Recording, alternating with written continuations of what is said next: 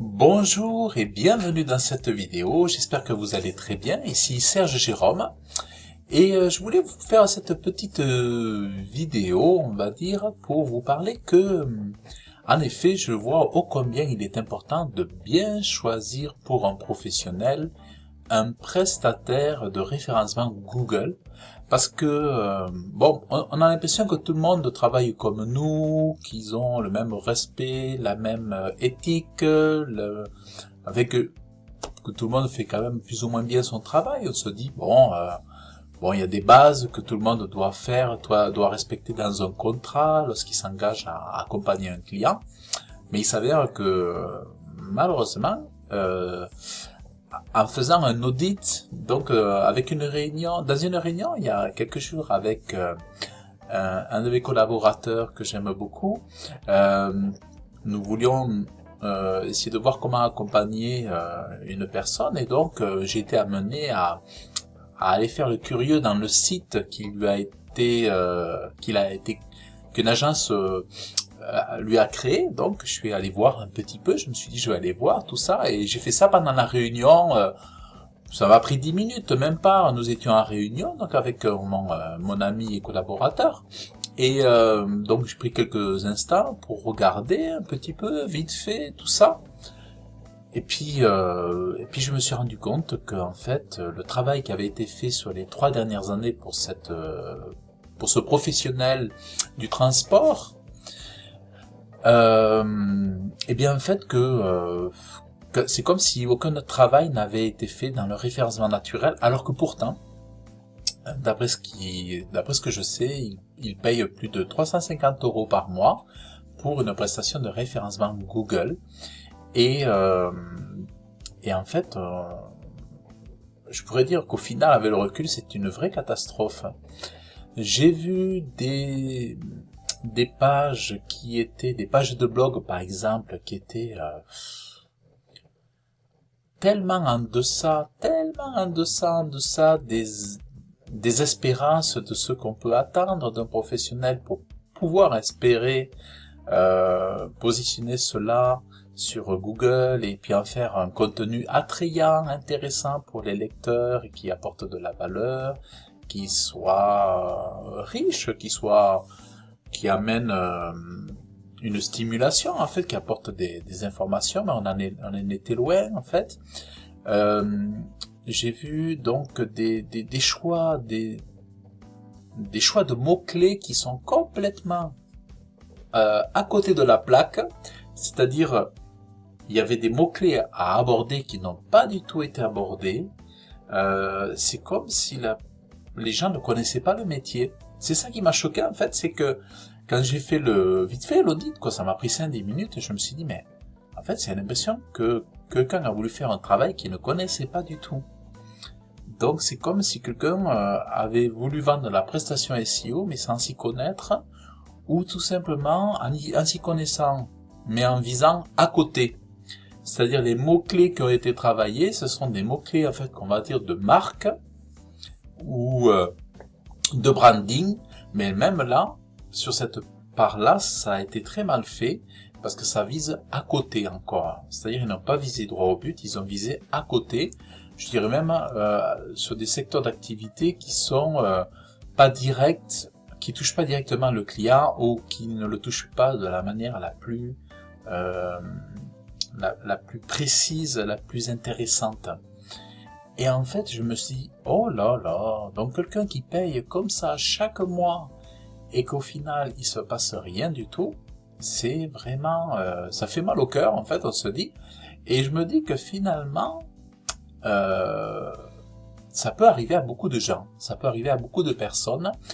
Et c'est vrai que bon, moi, je fais des audits de temps en temps, mais je suis plutôt dans les actions rapides. Généralement, pour mes clients, je pose des actions rapides pour des résultats rapides et immédiats, et j'évite de trop tourner autour des choses techniques, des choses ceci, cela, parce que sinon ça peut coûter cher, prendre du temps, et finalement les résultats, et puis surtout, on peut faire beaucoup de préconisations dans des audits, mais même pas 10% sont mis en place, 5%, en fait, souvent les audits servent un petit peu à à montrer les choses, mais n'apportent pas pour beaucoup de gros changements, sauf avec une volonté derrière de vraiment le prendre au sérieux. Donc voilà, cet audit m'a vraiment fait prendre conscience que voilà, et vraiment les gens doivent faire très attention quand ils choisissent un professionnel. Mais comment faire attention quand on n'y connaît rien? Parce que c'est vrai que les vendeurs de rêves, les agences qui ont opinion sur rue, qui ont des très bons technico-commerciales, avec des contrats de vente, des devis qui sont magnifiques, c'est sûr que on a l'impression que tout va se passer très bien, que ça sera magnifique. Mais pourtant, au bout de 3 ans, aucun résultat. Et comme je l'ai dit récemment, moi par exemple, pour un de mes derniers clients, je voulais pas lui faire de promesses, je voulais pas lui dire que dans les 7 jours, elle aurait des résultats sur son référencement Google, et pourtant, j'ai réussi à faire les miracles que j'osais pas lui proposer. En 10 jours, elle a été visible sur la première page de Google, sur nombreux mots-clés de formation sur l'esthétique, la beauté, formation et tout ça. Et donc, entre 7 et 10 jours, on avait déjà de nombreux résultats. Donc, combien devraient être les résultats d'une agence qui travaille chaque mois dessus, puisque c'est un contrat mensuel, c'est un contrat qui dure 3 ans apparemment. En plus, je sais même pas si le client, à l'issue de ça, sera vraiment propriétaire de son site ou ce n'était que du leasing. Et donc je me dis c'est lourd, quoi. Ça fait mal au cœur. Voilà, ça fait vraiment mal au cœur. Et moi, je montrais à mon collaborateur comment je me suis efforcé de faire un référencement vraiment en donnant énormément de valeur.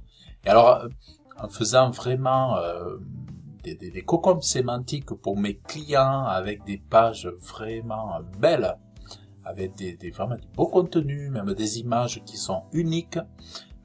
Des images aussi avec des personnalisées, avec le logo, avec un titre, très souvent, avec un maillage très étudié, avec des hubs, des pages mères, des pages filles et tout ça. Et c'est le jour et la nuit, quoi. C'est vraiment une autre planète, quoi. On est vraiment sur une autre planète. Donc oui, que les professionnels fassent vraiment très attention. Mais alors, c'est vrai que comment se protéger? Il faut voir le travail que font, par exemple, il faudrait pouvoir aller voir les sites et le référencement qu'a fait l'agence, mais bon, vous pouvez pas aller le voir vous-même, il faudrait mandater une tierce personne pour qu'elle puisse voir si cette agence-là est compétente sur le référencement Google ou pas. Donc c'est quand même assez difficile. Donc les pièges de la tentation, de la séduction des grandes agences web et tout ça, aujourd'hui c'est compliqué. Beaucoup de gens se plaignent des contrats qui durent 3 ans et 4 ans. Moi j'ai eu, quand je faisais le démarchage commercial, quand je le fais, j'ai des gens qui se sont plaints, qui m'ont raconté leurs déboires lorsque je faisais du porte-à-porte sur Toulouse et les alentours et tout ça. Et je vois encore les effets, les conséquences aujourd'hui. Donc voilà, vraiment prudence professionnelle. Et c'est vrai que du coup ça laisse la place à ceux qui font un travail de qualité finalement. Donc il faut se faire les professionnels de se faire leur carnet le carnet d'adresses, hein, en prenant les bons numéros de téléphone, les bonnes personnes.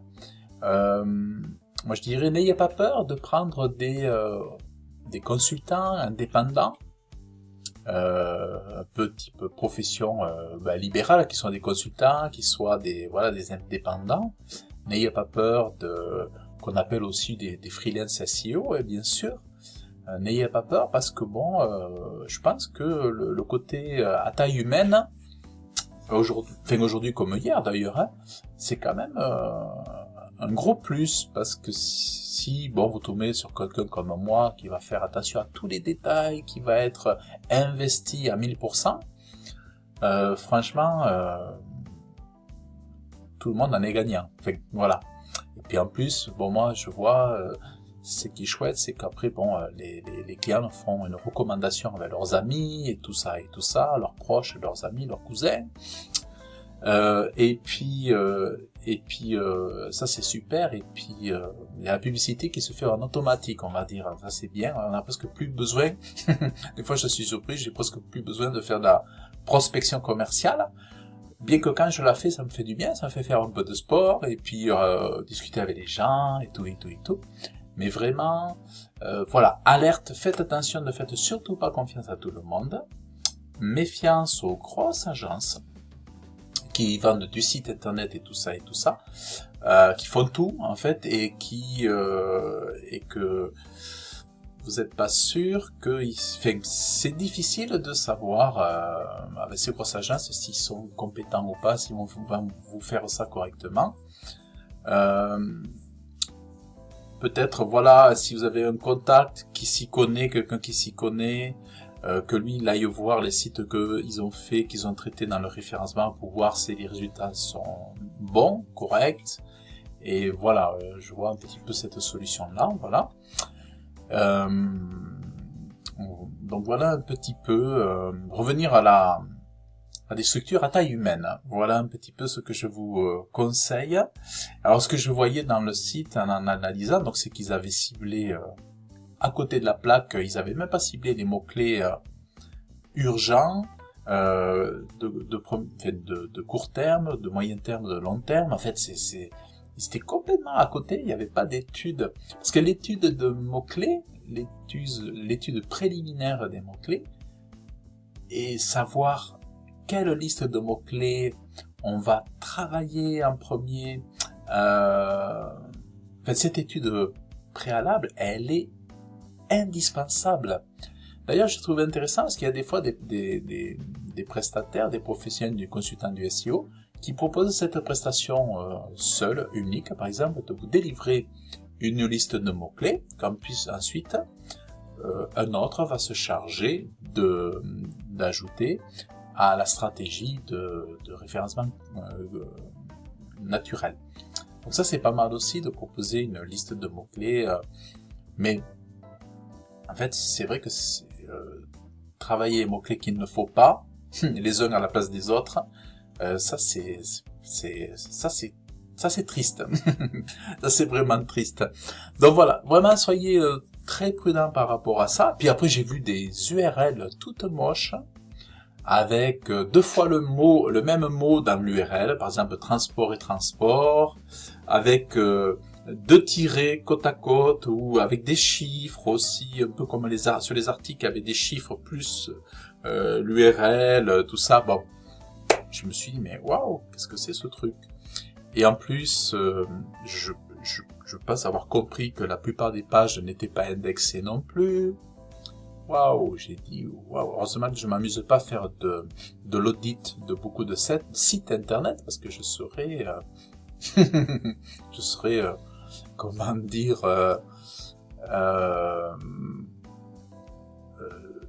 sur le cul. Voilà, on va dire sur le cul.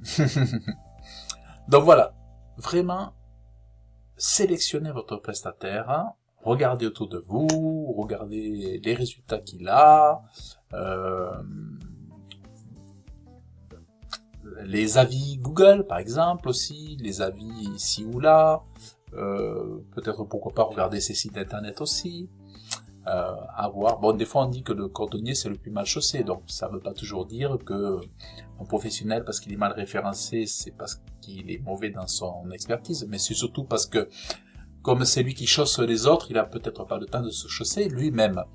Ceci dit, voilà, je pense qu'aujourd'hui le fait de travailler avec des petites structures, avec des indépendants, des consultants,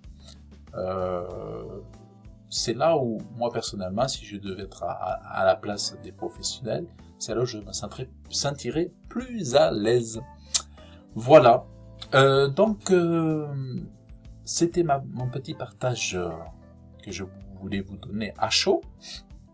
Et donc, j'espère que cela vous aura intéressé. Je vous invite à liker, à laisser vos commentaires, à vous abonner à ma chaîne YouTube Vous pouvez me retrouver sur comment dire, si vous cliquez dans le lien ci-dessous, vous pouvez me retrouver par email pour que je vous envoie mes conseils, mes pépites. Et voilà, et donc je vous dis à très bientôt. Je vous remercie d'avoir suivi cette vidéo. Bye bye.